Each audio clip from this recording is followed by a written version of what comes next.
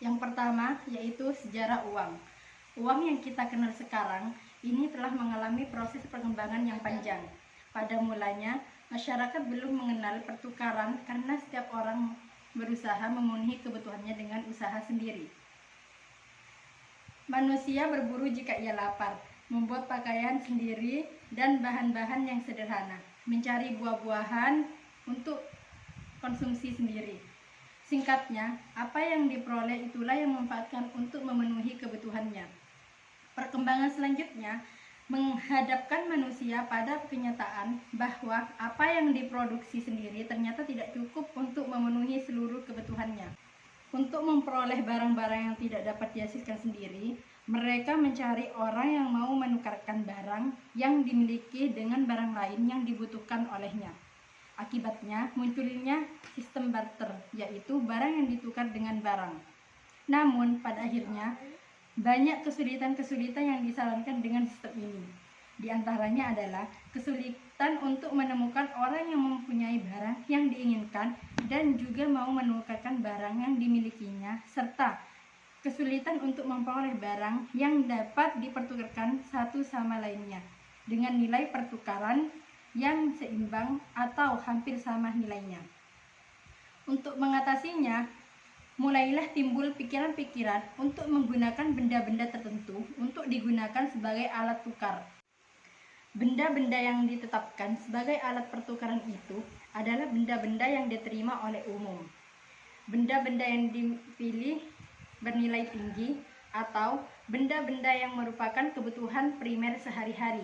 Misalnya, garam yang oleh orang Romawi digunakan sebagai alat tukar maupun sebagai alat pembayaran upah. Pengaruh orang Romawi tersebut masih terlihat sampai sekarang. Orang Inggris menyebut upah sebagai salary yang berasal dari bahasa lain salarium yang berarti garam. Barang-barang yang dianggap indah adalah bernilai, seperti kerang pernah dijadikan sebagai alat tukar sebelum manusia menemukan uang logam. Meskipun alat tukar sudah ada, kesulitan dalam pertukaran tetap ada. Kesulitan-kesulitan itu antara lain karena benda-benda yang diajarkan alat tukar belum mempunyai pecahan sehingga penentuan nilai uang, menyimpan, dan pengangkutan menjadi sulit dilakukan serta timbul pula kesulitan akibat kurangnya daya tahan benda-benda tersebut sehingga mudah hancur atau tidak tahan lama. Kemudian muncul apa yang dinamakan dengan uang logam. Logam dipilih sebagai alat tukar karena memiliki nilai yang tinggi sehingga digemari umum, tahan lama dan tidak mudah rusak, mudah dipecah atau mengurangi nilai dan mudah dipindah-pindahkan. Logam yang dijadikan alat tukar karena memenuhi syarat-syarat tersebut adalah emas dan perak. Uang logam, emas dan perak juga disebut sebagai uang penuh. Artinya, nilai intrinsik atau nilai bahan uang sama dengan nilai nominalnya atau nilai yang tercantum pada uang tersebut. Pada saat itu, setiap orang berhak menempa uang, melebur, menjual, atau memakainya, dan mempunyai hak tidak terbatas dalam penyimpanan uang logam. Sejalan dengan perkembangannya perekonomian, timbul suatu anggapan kesulitan ketika perkembangan tukar-menukar yang harus dilayani dengan uang logam bertambah sementara jumlah logam mulia sangat terbatas. Penggunaan uang logam juga sulit dilakukan untuk transaksi dalam jumlah besar sehingga menciptakan uang kertas. Mula-mula, uang kertas yang beredar merupakan bukti-bukti pemilikan emas dan perak sebagai alat atau perantara untuk melakukan transaksi. Dengan kata lain, uang kertas yang beredar pada saat itu merupakan uang yang dijamin 100% dengan emas atau perak yang disimpan di pandai emas atau perak dan sewaktu-waktu dapat ditukarkan penuh dengan jaminannya. Pada perkembangan selanjutnya, masyarakat tidak lagi menggunakan emas secara langsung sebagai alat pertukaran. Sebagai gantinya, mereka menjadikan kertas bukti tersebut sebagai alat tukar. Yang kedua yaitu pengertian uang. Pengertian uang secara luas adalah sesuatu yang dapat diterima secara umum sebagai alat pembayaran dalam suatu wilayah tertentu atau sebagai alat pembayaran hutang atau sebagai alat untuk melakukan pembelian barang dan jasa. Dengan kata lain, bahwa uang merupakan alat yang dapat digunakan dalam melakukan pertukaran baik barang maupun jasa dalam suatu wilayah tertentu.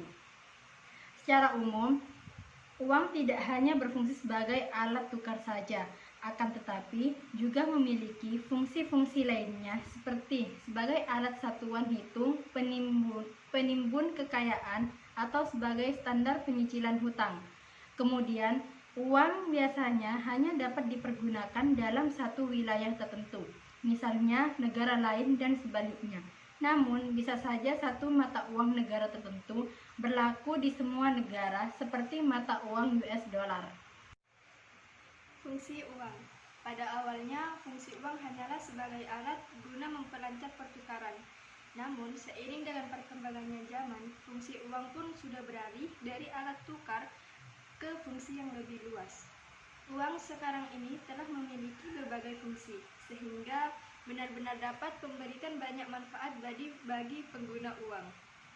Fungsi-fungsi dari uang secara umum yang ada dewasa ini adalah sebagai berikut. Fungsi yang pertama di sini adalah sebagai alat tukar-menukar.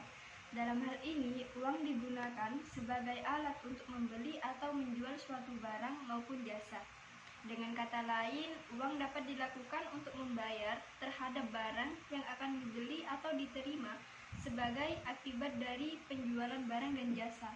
Maksudnya di sini, pengguna uang sebagai alat ukur dapat dilakukan terhadap segala jenis barang dan jasa yang ditawarkan. Fungsi yang kedua yaitu sebagai satuan hitung. Fungsi uang sebagai satuan hitung menunjukkan nilai dari barang dan jasa yang dijual atau dibeli. Besar kecil nilai yang dijadikan sebagai satuan hitung dalam menentukan harga barang dan jasa secara mudah.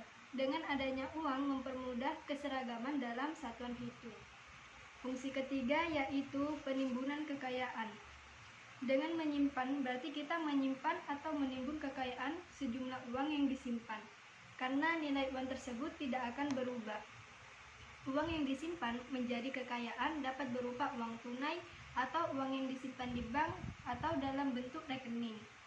Menyimpan atau memegang uang tunai di samping sebagai penimbun kekayaan juga memberikan manfaat lainnya. Memegang uang tunai biasanya memiliki beberapa tujuan seperti untuk memudahkan melakukan transaksi atau melakukan spekulasi. Kemudian, dengan menyimpan uang di bank justru akan menambah kekayaan karena akan memperoleh uang jasa berupa bunga. Fungsi yang keempat di sini adalah standar pencicilan hutang. Dengan adanya uang, kita dipermudah menentukan standar pencicilan hutang piutang secara tepat dan cepat, baik secara tunai maupun secara angsuran. Begitu pula dengan adanya uang, maka secara mudah dapat ditentukan berapa besar nilai hutang piutang yang harus diterima atau dibayarkan sekarang atau di masa yang akan datang.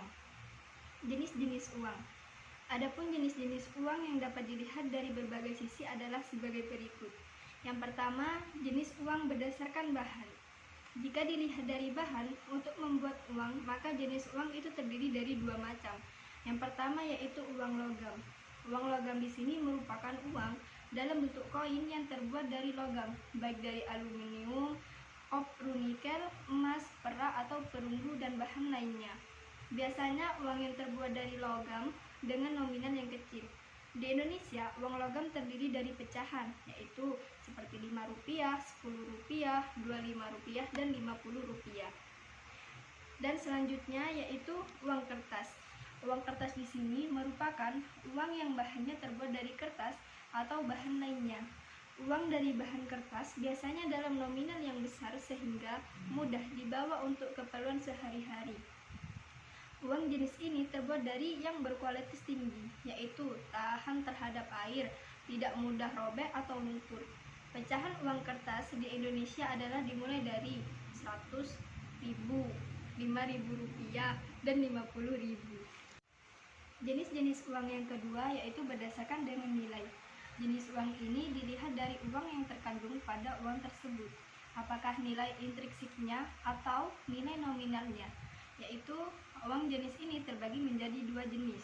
Yang pertama yaitu bernilai penuh, merupakan uang yang nilai intrinsiknya sama dengan nilai nominalnya. Sebagai contoh, seperti uang logam, di mana nilai bahan untuk membuat uang tersebut sama dengan nominal yang tertulis di uang. Yang kedua yaitu tidak bernilai penuh. Tidak bernilai penuh di sini maksudnya uang yang nilai intrinsiknya lebih kecil dari nilai nominalnya. Sebagai contoh yaitu uang yang terbuat dari kertas. Uang jenis ini sering disebut dengan uang bertanda. Kadangkala nilai intrinsiknya jauh lebih rendah dari nilai nominal yang terkandung di dalamnya. Jenis uang yang ketiga yaitu berdasarkan dengan lembaga. Maksudnya adalah badan atau lembaga yang menerbitkan atau mengeluarkan uang. Jenis uang yang diterbitkan berdasarkan lembaga terdiri dari dua, yaitu uang kartal dan uang giral. Uang kartal merupakan uang yang diterbitkan oleh bank sentral, baik uang logam maupun uang kertas. Uang giral merupakan uang yang diterbitkan oleh bank umum, seperti cek dan kredit card. Perbedaan nyata dari kedua jenis uang ini yaitu uang kartal berlaku dan digunakan di seluruh lapisan masyarakat, sedangkan uang giral hanya digunakan dan berlaku di kalangan masyarakat tertentu saja.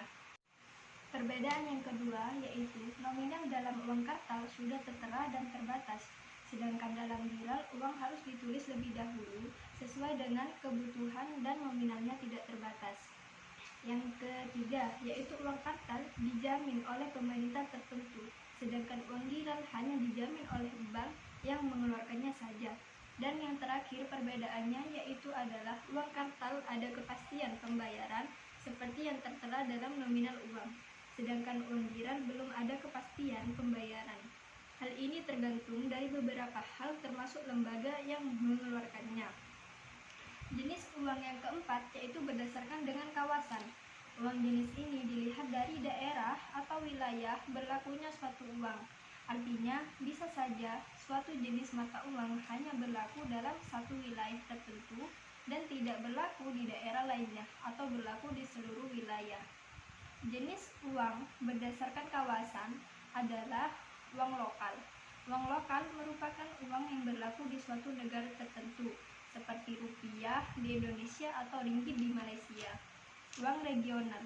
Uang regional di sini merupakan uang yang berlaku di kawasan tertentu yang lebih luas dari uang lokal, seperti untuk kawasan benua Eropa berlaku mata uang tunggal Eropa yaitu euro. Uang internasional merupakan uang yang berlaku antar negara seperti US dollar dan menjadi standar pembayaran internasional. Faktor-faktor yang mempengaruhi permintaan uang. Permintaan uang adalah jumlah uang yang diinginkan masyarakat dalam suatu perekonomian. Menurut Keynes, besarnya permintaan uang dapat dikelompokkan dalam 3 motif, yaitu yang pertama motif transaksi, yang merupakan permintaan uang yang timbul karena adanya kebutuhan untuk membayar transaksi biasa. Fungsi uang alam motif pertama ini lebih berfungsi sebagai alat pembayaran dari transaksi keuangan rumah tangga, industri, ataupun pemerintah untuk semua barang dan jasa dalam jangka pendek. Secara agregat kebutuhan untuk transaksi dapat dikelompokkan untuk memenuhi dari transaksi dikonsumsi, investasi, ekspor, impor, dan pengeluaran pemerintah. Kapasitas untuk memenuhi kebutuhan transaksi dalam jangka pendek relatif sedikit dibandingkan dengan motif yang lain. Yang kedua, motif berjaga-jaga. Permintaan akan uang untuk tujuan memenuhi kemungkinan-kemungkinan yang tidak terduga. Di samping untuk membiayai transaksi uang, diminta pula oleh masyarakat untuk menghadapi keadaan kesusahan atau masalah penting di masa depan. Uang yang disisahkan untuk tujuan ini dinamakan permintaan uang untuk berjaga-jaga. Masa depan adalah keadaan yang tidak boleh diramalkan. Ada kalanya masa depan lebih baik dan ada kalanya masa depan akan sangat buruk. Untuk menghadapi masa depan yang tidak menentu, sebagian masyarakat meminta uang untuk menghadapi masa depan yang tidak menentu. Seperti ada anggota yang sakit, kehilangan pekerjaan, dan kehilangan kemampuan untuk bekerja. Di samping itu, uang digunakan untuk mewujudkan kesejahteraan keluarga yang lebih baik. Yang ketiga, motif spekulatif atau kebutuhan untuk memenuhi kemungkinan yang tak terduga. Motif ini lebih bersifat untuk mendapat keuntungan dari adanya peluang pasar komoditi, pasar saham, dan pasar keuangan. Namun, tidak semua pelaku ekonomi akan menciptakan kebutuhan ketiga ini. Faktor-faktor yang mempengaruhi penawaran uang. Secara umum, penawaran uang adalah jumlah uang yang ada atau beredar dalam kegiatan perekonomian yang dilihat pada suatu kejadian atau kurun waktu tertentu. Sederhananya, penawaran uang bisa juga diartikan sebagai besar kecilnya jumlah uang yang beredar. Faktor-faktor yang mempengaruhi penawaran uang yaitu: yang pertama, pendapatan adalah jumlah uang yang diterima oleh masyarakat pada jangka waktu tertentu. Semakin tinggi pendapatan masyarakat, maka semakin besar pula jumlah uang yang beredar di masyarakat. Sebaliknya, pendapatan masyarakat rendah, maka semakin kecil pula jumlah uang yang beredar di masyarakat. Yang kedua, tingkat suku bunga. Tingkat suku bunga dapat mempengaruhi jumlah uang beredar. Bila suku bunga rendah, maka orang cenderung untuk menabung di bank. Jumlah uang yang beredar pun akan meningkat. Sebaliknya, bila suku bunga bank tinggi, banyak orang yang tertarik untuk menyimpan uang di bank. Efeknya, jumlah uang yang beredar juga semakin berkurang. Yang ketiga, selera masyarakat dapat mempengaruhi jumlah uang yang beredar. Pada saat ada pergantian model atau tren tertentu, permintaan terhadap barang tersebut dapat mempengaruhi jumlah uang yang beredar. Yang keempat, harga barang. Pada saat harga barang naik, maka peredaran uang akan semakin cepat karena dibutuhkan makin banyak uang untuk membeli barang tersebut. Yang kelima, fasilitas kredit. Adanya fasilitas kredit dapat mempengaruhi jumlah uang yang beredar di pasar. Jika masyarakat suka akan penggunaan kredit, maka dengan sendirinya penggunaan uang tunai akan berkurang. Begitu juga sebaliknya. Keenam, kekayaan masyarakat. Jumlah uang yang beredar dalam masyarakat semakin banyak apabila variasi kekayaan masyarakat semakin besar. Begitu juga sebaliknya. Teori nilai uang. Irving Fisher mengatakan nilai uang tergantung pada jumlah uang yang beredar, kecepatan uang beredar, dan jumlah uang yang diperdagangkan. Secara matematis dapat dirumuskan sebagai berikut. M kali V sama dengan P kali T. M yaitu jumlah uang yang beredar, V yaitu kecepatan peredaran uang, P adalah harga barang, T yaitu jumlah barang yang diperdagangkan. Materi selanjutnya yaitu ruang lingkup lembaga keuangan bank. Pengertian bank. Dalam pembicaraan sehari-hari, bank dikenal sebagai lembaga keuangan yang kegiatan utamanya menerima simpanan giro tabungan dan deposito. Kemudian bank juga dikenal sebagai tempat untuk meminjam uang atau kredit bagi masyarakat yang membutuhkannya.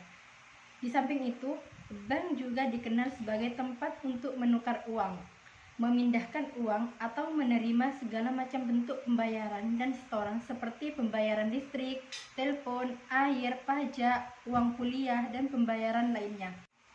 Menurut Undang-Undang RI Nomor 10 Tahun 1998 tanggal 10 November 1998 tentang perbankan, yang dimaksud dengan bank adalah badan usaha yang menghimpun dana dari masyarakat dalam bentuk simpanan dan menyalurkan kepada masyarakat dalam bentuk kredit atau bentuk-bentuk lainnya dalam rangka meningkatkan taraf hidup rakyat banyak. Jenis-jenis bank. Perbedaan jenis perbankan dapat dilihat dari segi fungsi bank serta kepemilikan bank.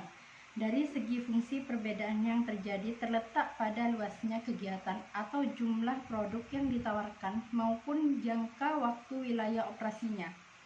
Sedangkan kepemilikan perusahaan dilihat dari segi kepemilikan saham yang ada serta akte pendiriannya. Yang pertama yaitu dilihat dari segi fungsinya. Menurut Undang-Undang Pokok Perbankan Nomor 14 Tahun 1967, jenis perbankan menurut fungsinya terdiri dari, yaitu yang pertama, bank umum, kedua, bank pembangunan, yang ketiga, bank tabungan, dan yang keempat, bank pasar. Undang-Undang Perbankan Nomor 7 Tahun 1992 dan Undang-Undang Nomor 10 Tahun 1998, maka jenis bank terdiri dari yang pertama, bank umum. Bank umum adalah bank yang melaksanakan kegiatan usaha secara konvensional dan atau berdasarkan prinsip syariah yang dalam kegiatannya memberikan jasa dalam lalu lintas pembayaran. Sifat yang diberikan adalah umum, dalam arti dapat memberikan seluruh jasa perbankan yang ada. Begitu pula dengan wilayah operasinya dapat dilakukan di seluruh wilayah. Bank umum sering disebut bank komersil. Bank pengkreditan rakyat. Bank pengkreditan rakyat atau BPR adalah bank yang melaksanakan kegiatan usaha secara konvensional atau berdasarkan prinsip syariah yang dalam kegiatannya tidak memberikan jasa dalam lalu lintas pembayaran. Artinya, di sini kegiatan BPR juga lebih sempit jika dibandingkan dengan kegiatan bank umum.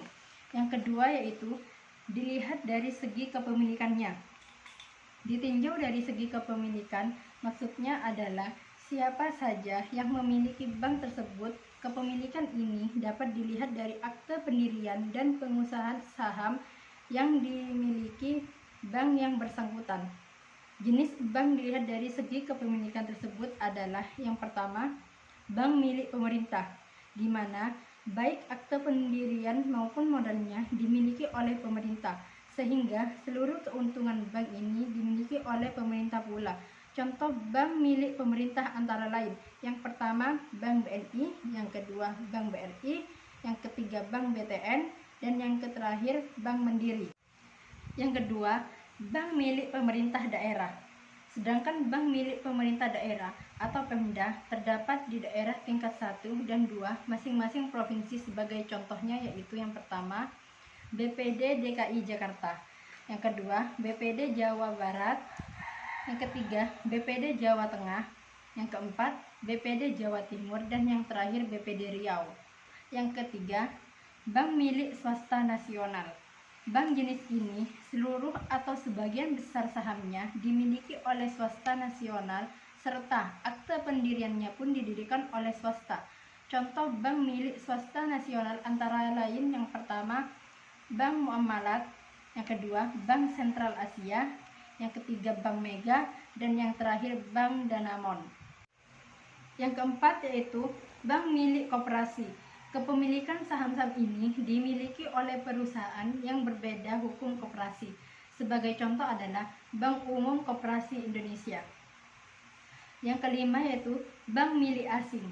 Bank jenis ini merupakan cabang dari bank yang ada di luar negeri, baik milik swasta asing ataupun pemerintahan asing. Jelas kepemilikannya pun dimiliki oleh pihak luar negeri.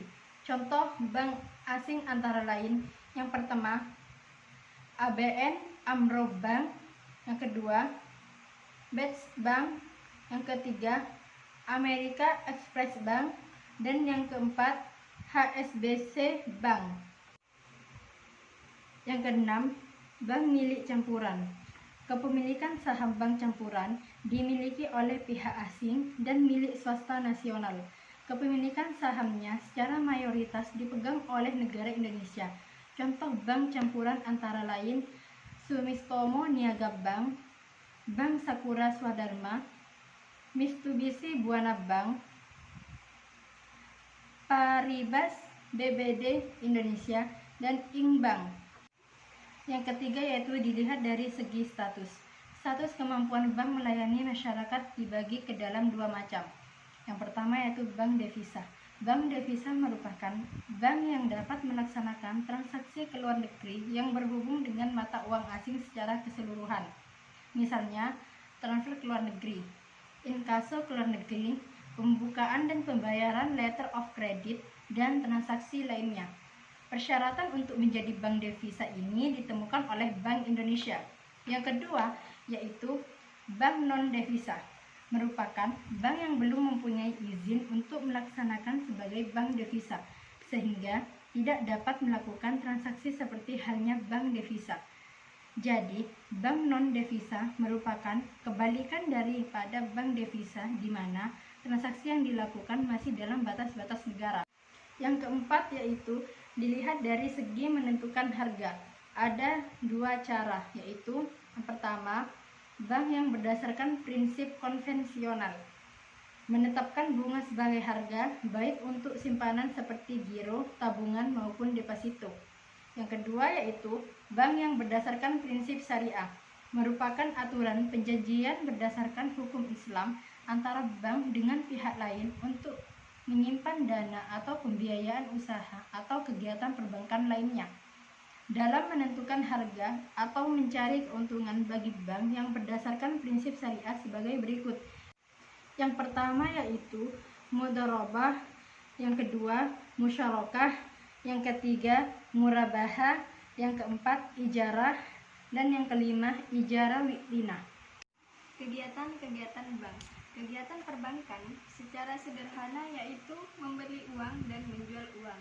Adapun kegiatan-kegiatan perbankan yang ada di Indonesia dewasa ini adalah yaitu yang pertama, menghimpun dana dari masyarakat dalam bentuk simpanan giro, simpanan tabungan, dan simpanan deposito.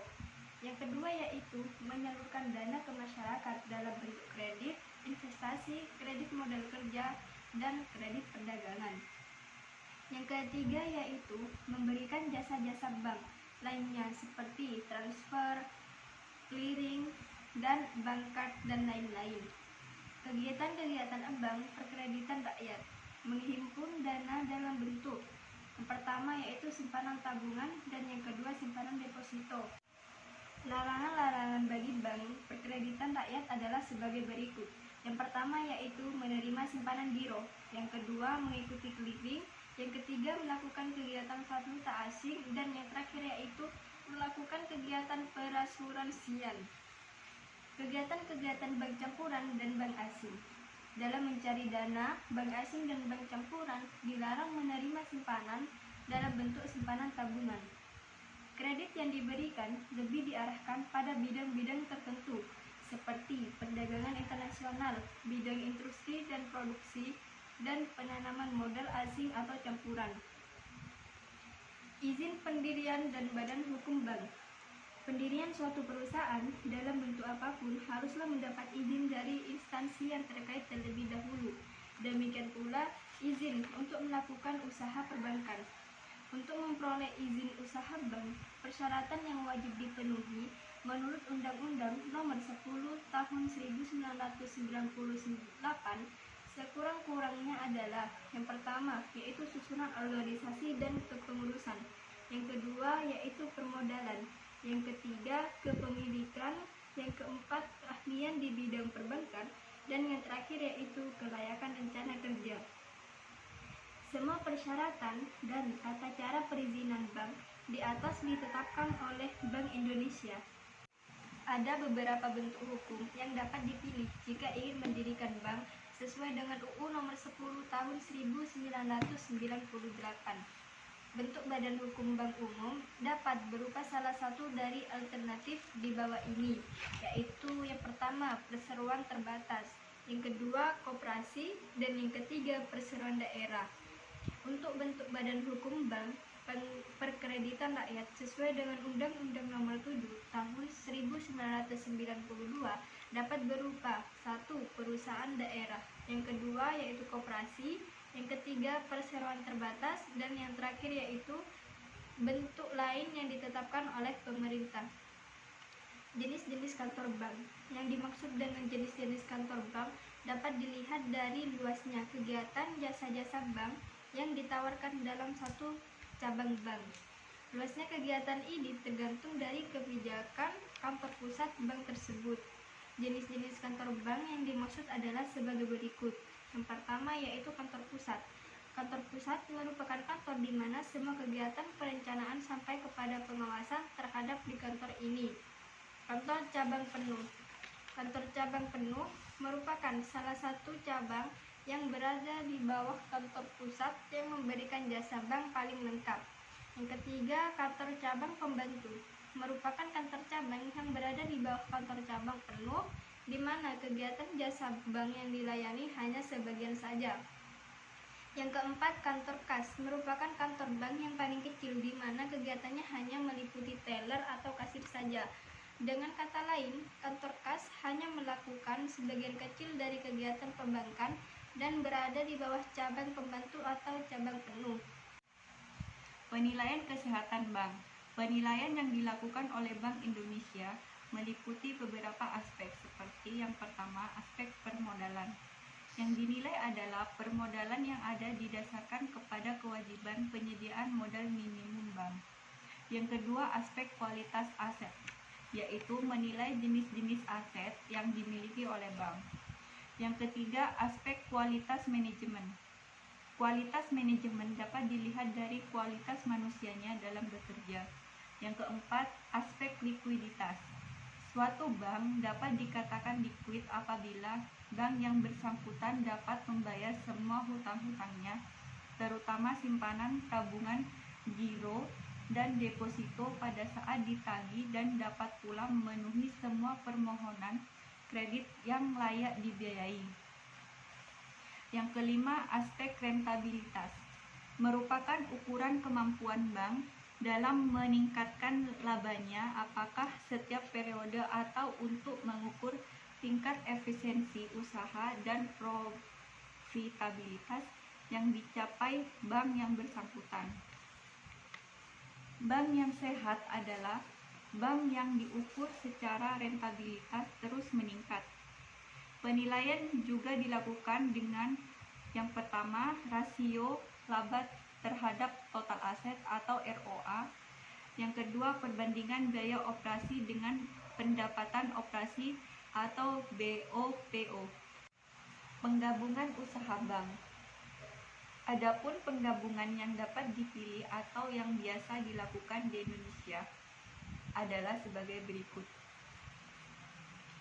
Yang pertama, merger adalah penggabungan dari dua bank atau lebih dengan cara tetap mempertahankan berdirinya salah satu dari bank dan membubarkan bank-bank lain tanpa melikuidasi terlebih dahulu.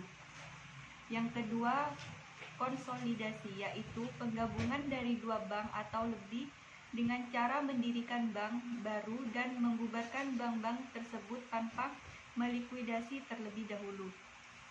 Yang ketiga, akuisisi merupakan pengambilan kepemilikan suatu bank yang berakibat beralihnya pengendalian terhadap bank. Ada beberapa alasan suatu bank melakukan merger, konsolidasi, dan akuisisi, yaitu antara lain, pertama, masalah kesehatan bank, maksudnya apabila bank sudah dinyatakan tidak sehat oleh Bank Indonesia untuk beberapa periode, maka sebaiknya bank tersebut melakukan merger dengan bank yang sehat atau dengan melakukan konsolidasi dengan bank yang sama-sama tidak sehat, serta dapat pula diakuisisi oleh bank lainnya yang berminat. Yang kedua, modal yang dimiliki relatif kecil, sehingga melakukan ekspansi terlalu sulit. Yang ketiga, manajemen bank yang sembarut atau kurang profesional sehingga perusahaan terus merugi dan sulit untuk berkembang. Yang keempat, administrasi yang kurang teratur dan masih tradisional. Sebaiknya bank melakukan penggabungan atau peleburan sehingga diharapkan administrasinya menjadi lebih baik. Yang kelima, ingin menguasai pasar. Tujuannya tidak diumumkan secara jelas kepada pihak luar, biasanya hanya diketahui oleh mereka yang hendak ikut merger. Untuk mengadakan penggabungan bank, baik penggabungan secara merger, konsolidasi, atau akuisisi dapat dilakukan atas. Yang pertama, inisiatif bank yang bersangkutan. Yang kedua, permintaan Bank Indonesia. Ketiga, inisiatif badan khusus yang bersifat sementara dalam rangka penyihatan bank. Izin untuk melakukan merger, konsolidasi, atau akuisisi harus memenuhi persyaratan sebagai berikut. Yang pertama, telah memperoleh persetujuan dari Rapat Umum Pemegang Saham bagi bank yang berbentuk badan hukum perseroan terbatas atau rapat sejenis bagi bank yang berbentuk lainnya. Yang kedua, memenuhi rasio kecukupan modal yang telah ditetapkan oleh Bank Indonesia. Ketiga, calon anggota direksi dan dewan komisaris tidak termasuk daftar orang yang tercela di bidang perbankan. Yang keempat, dalam hal akuisisi, maka bank wajib memenuhi ketentuan mengenai pengertian modal oleh bank yang diatur oleh Bank Indonesia. Rahasia dan sanksi administratif. Agar keamanan nasabahnya terjamin, pihak perbankan dilarang untuk memberikan keterangan yang tercatat pada bank tentang keadaan keuangan dan hal-hal lain dari nasabahnya. Kerahasiaan bank tidak berlaku untuk hal di bawah ini, misalnya yang pertama, untuk kepentingan perpajakan pimpinan Bank Indonesia atas permintaan Menteri Keuangan berwenang mengeluarkan perintah tertulis kepada bank agar memberikan keterangan dan memperlihatkan bukti-bukti tentang keuangan nasabah tertentu kepada pejabat pajak. Kedua, untuk penyelesaian piutang bank yang sudah diserahkan kepada Badan Urusan Piutang Negara atau Panitia Urusan Piutang Negara, pimpinan Bank Indonesia memberikan izin kepada pejabat Badan Urusan Piutang Negara untuk memperoleh keterangan dari bank mengenai simpanan debitur. Ketiga, untuk kepentingan peradilan dalam perkara pidana, pimpinan Bank Indonesia dapat memberikan izin kepada polisi, jaksa, atau hakim untuk memperoleh keterangan dari bank mengenai simpanan tersangka atau terdakwa kepada bank. Keempat, dalam rangka tukar-menukar informasi antara bank, direksi bank dapat memberitahukan keadaan keuangan nasabahnya kepada bank lain.